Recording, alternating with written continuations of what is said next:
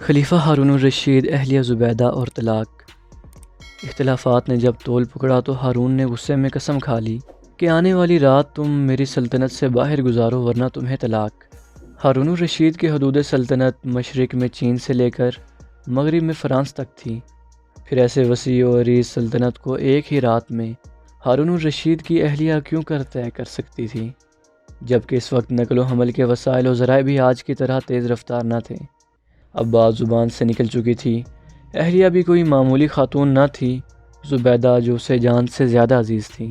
وقت تیزی سے گزر رہا تھا اور یہ دونوں نہایت پریشان۔ ادھر ہارون اپنی سبقت لسانی پر شرمندہ و پشیمان بھی تھا۔ چنانچہ اس معمے کو حل کرنے کے لیے بڑے بڑے علماء ہارون الرشید کی خدمت میں بلائے گئے۔ ان میں قاضی ابو یوسف رحمۃ اللہ علیہ بھی تھے۔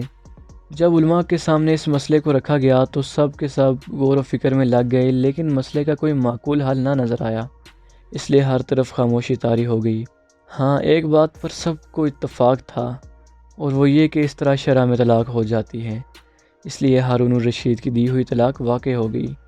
اب علماء کی نظریں قاضی ابو یوسف رحمۃ اللہ علیہ کی طرف اٹھیں۔ حضرت، اس کا آپ کے پاس کوئی حل ہے؟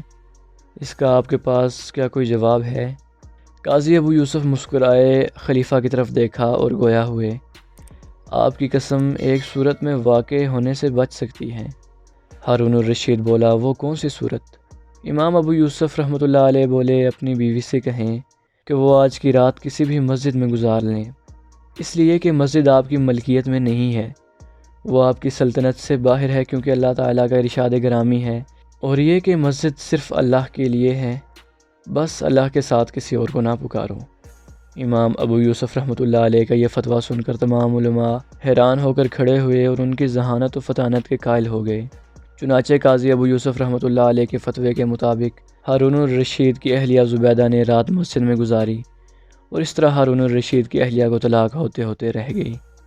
بے شک طلاق اسلام میں سب سے ناپسندیدہ عمل ہے، اور حدیث نبوی صلی اللہ علیہ وسلم ہے، جو عورت بلا وجہ شوہر سے خلا لیں وہ جنت کی خوشبو بھی نہیں پا سکتی۔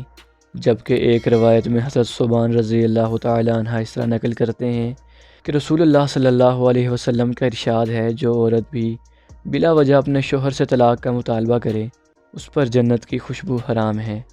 اللہ تعالیٰ سے دعا ہے کہ ہمیں نیک کام کرنے کی توفیق عطا فرمائے، آمین۔